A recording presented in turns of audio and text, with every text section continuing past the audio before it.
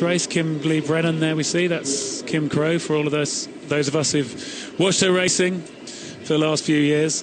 Emma Twigg from New Zealand isn't competing here. She qualified the boat on Tuesday for the Olympic Games.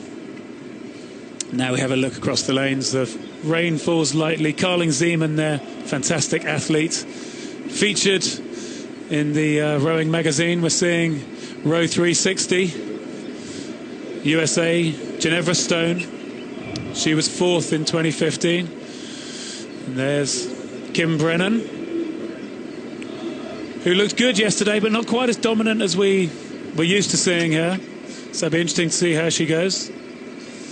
So, again, another name change. Mirka Topinkova-Napkova now. The Olympic champion. Hasn't quite found her form yet. Chinese sculler Duang Jingli, bronze medalist from 2015. And then Madeleine Lobdeg, who won the European Championships in terrible conditions 3 weeks ago. It's not terrible conditions today. You can see the light rain, but the water is very calm as the crews are ready to go. Mirka Napkova there, a very, very short first stroke, I noticed, compared to Kim Crow. It was much, much longer. What was your technique on the start, Greg? Short or long first stroke? I needed to get one long stroke out of the way to get the boat moving, then shortened. OK, so we're riding with the Victorian Kim Crow there, Australia's brightest hope for gold at Rio in rowing. But Lobnig is on fire. I mean, she did this at the Europeans. She won by like 100 metres in those awful conditions. She did go out fast in the semi-final, Greg, and she got overhauled by Topinkova-Napkova and the Chinese Duang Jingli. And she loves to race. I think she's in the form of her life, Lobnig. But Kim Crow, the race favourite. Yeah, as we have a look at Kim Crow, Brennan. Kim Brennan, yeah. Up there, I think she'll get into a steady pace. Lobnig, we've seen her do this before, though, where she takes it on very early, very bravely. Mirka Napkova here, she's a very smooth sculler. She's one of my favourites to watch in terms of the efficiency, because she's not a big woman. She's not got the power. She has to have the efficiency. Yeah, and I was really surprised at how much she's come on between here and the Europeans. I mean, she really suffered in that water. Her upper body tensed in the waves, and she almost just paddled a half slide. But it was a big, strong headwind, and she's a smaller athlete, so these are the conditions she's going to want. Yeah, she was, would you believe, she won the C final in the first World Cup, though, Greg. I mean, I know the Czechs, like the same with Andrei Sinek, they don't do a lot of sculling in the winter, and maybe she's had a chance to focus, of course, Topinkova-Napkova with her family, but we see Kimberly Brennan there making a decisive move, coming up to the 500-metre mark. The fast-starting Lobnig, closest to you in the picture. And I wonder how much Lobnig might pay for that fast start, as we see Kim Brennan there taking the lead through 500. Lobnig in second place, and it's pretty tight between the rest of the field. I think Lobnig's got to get on the podium, really, to justify that result in the European Championships. I fear she's not going to. I think she's gone out hard, and I don't know if she's going to be able to stay with the pace now. She's holding her body quite well, Kimberly Brennan there, isn't she? She's got a real leverage through the middle of the stroke, perhaps more so than any of these scullers. She really holds the body and then just levers it through. Now, Kova, the Olympic champion, Napkova Topinkova we're looking at there. You can see Kimberly Brennan just easing out with that style of hers. What do you reckon to that, Greg? Well, I quite like it. I think she grabs it a little bit with her arms. If I look, just the way the arms just kind of come in, for me, a bit early in the stroke, and then she uses that long back and the powerful leg drive that she's got. But to me, I don't know if she's sculling quite as well as I saw her looking last year. But this is the way she likes it. She likes to get up. She didn't do this yesterday to quite the same effect. She didn't manage to destroy the field the way we've seen in the past. No, at all. This is fantastic, certainly in terms of distance.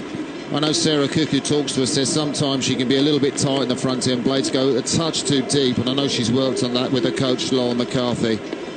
So Duang Jingli, camera's focusing on her. You see the very distinctive colours of China in red and yellow, Greg. Yeah, absolutely. We take a look here at Ginevra Stone up here in lane 2. She's right in it. She really leaves her arms out straight, quite different to what we see here from Kim Crow. Although actually, to be fair, she's hardly breaking them. I was perhaps a bit harsh on her earlier.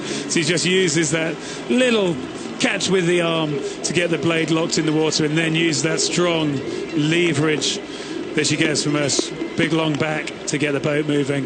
But yeah, interesting to see the way the Chinese scullers come up. Duan Jingle's getting better and better every year. I think, you know, she had a great result to get that bronze medal in Egg-Ballet last year. And she is just improving. And you've got Jutta Lau, of course, the great former East German and German women's sculling coach, now working again with the Chinese. Nate Cohen, of course, the Kiwi Olympic champion in double sculls from London 2012. He's also working with Chinese as a consultant. And I'm sure that Duan Jingli is benefiting from that expertise that's there. Yeah, and interesting to see the calmness of Duan Jingli, and then we look here at Ginevra Stone, who really, for me, looks like she's going for it. She's working for it every straight. You can see how tough she's being on herself, I think, here in this third quarter. As we see Kimberly Brennan looking to try and destroy the field. I don't think she's doing it in the way she was a year ago. Duan Jingli here, quietly going about her business. She gets the blades in. Doesn't look like she does an awful lot with her back, really. She just kind of sits and goes with the speed of the boat, really, and keeps it moving. Yeah, she reminds me a bit of the way Fournier Rodriguez sculls. There's not that back movement. He's quite upright too. No. And like, she doesn't really sort of close her scapulas across her back. She kind of almost pushes her shoulders forwards at the finish just there. As opposed to Napkova here, who you see really opening the shoulders back, quite different if you imagine what her scapulas, the middle of her back, are doing as she finishes the stroke off. Duan Jingli is tracking Kimberly Brennan, Greg. I mean, you know, she's made a move. I would think she's got something in the back pocket for the last quarter. We're in the third quarter here, and still you can see that light blue bar telling us that 16 kilometres an hour is the Aussie. The Chinese matching her for speed. Yeah, and with a lower stroke rate as well. I can only imagine she must have quite a tough gearing on the boat, that she's actually moving the boat a long way per stroke, Duan Jingli, as opposed to Kim Crow, who's able to just kind of keep it moving along, flicking it along a bit more. I think just Lobnig there, the European champion, coming through as the camera tracks back up to the head of the race. Kimberly Brennan, she has raised the rating a little bit. I mean, she's seen the danger on her left-hand side from Duan Jingli, the world champion there and the world bronze medalist. Not much to put between them in women's sculls. These women probably, well, I reckon Kimberly Brennan's probably putting about 350, 360 watts of power down at this stage, last part of the race, probably compared with about 650, 670 watts for the men, I reckon. But Ginevra Stone coming, the USA sculler, with a real sprint there. She's been in Europe early this year. And let's not ignore Carling Zeeman as well, at the top of the screen in lane one. She had a great finish yesterday. As we have a look here at Duan Jingli, I think she's hurting right now. I think she's looking out for the finish line. She want to hit those red buoys because the rest of the field's coming back quite strongly. As we look at Napkova and Stone there from the USA, getting in this big last sprint. It's getting pretty tight here. There's a lot of the other medals are going. Yeah, Zeeman is really going there on the top of your screen in the red boat, the Canadian. Absolutely brilliant sprint. Ginevra Stone's got that vital half length on her, the woman from Massachusetts, the Cambridge Boat Club. You're seeing there the Olympic champion Napkova, Ginevra Stone on the top of your picture. She's fought away in front of her. The pain on Napkova's face is telling, Greg. Yeah, it's really telling with them all now. You got Kimberly Brennan. She's going to take the gold. The race for the silver and the bronze is so tight, though. I think Ginevra Stone is coming through strongly. Duan Jingli, where will she be when we get a shot across the course? But look, you can see Kimberly Brennan, the field's come back to her. She's going to take the gold.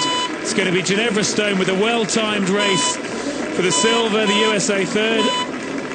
Napkova's done really well. Napkova's done well. That's amazing. What about Duan Jingli? How she faded in their last 500. I know, we were bigging her up, weren't we? We didn't see that coming. It's the tough gearing, Martin. She was on a tough gearing. She couldn't raise the pace. I think she was racing Kimberly Brennan, wasn't she? Lobnig, that's amazing. Lobnig paid for that first 500. She was brave, though, wasn't she? She was brave, but I don't know how smart that is, really. As we see Kimberly Brennan, she did what she needed to do today, and that's 2 golds in a row for Australia. Going to take them to the top of our medal table. Yeah, that is quite something, isn't it? The Aussies not having the best of Olympic qualification regattas, missing out the men's 8, lightweight women's double scull, among others. But they have certainly delivered here with first a gold medal in the men's quads. We'll see that medal ceremony after we see the replays. Ginevra Stone there battling. She really battled the whole way, didn't she, Ginevra Stone? Looks like she gets really nicely connected actually, and then uses a lower body, and looks like she sort of keeps it down in her lower body. Coached by husband Greg Stone. She's had a lot of great work that she's done this year, Greg, and I think she's going to be absolutely delighted with that performance. It was very battling, wasn't it? She kept her cool all the way down the course. She couldn't see the leader. No, and that's tough, isn't it, staying in her own boat. She was outside the race as well over there in lane 2. But there we see the confirmation of it. Kimberly Brennan in gold medal position ahead of Ginevra Stone.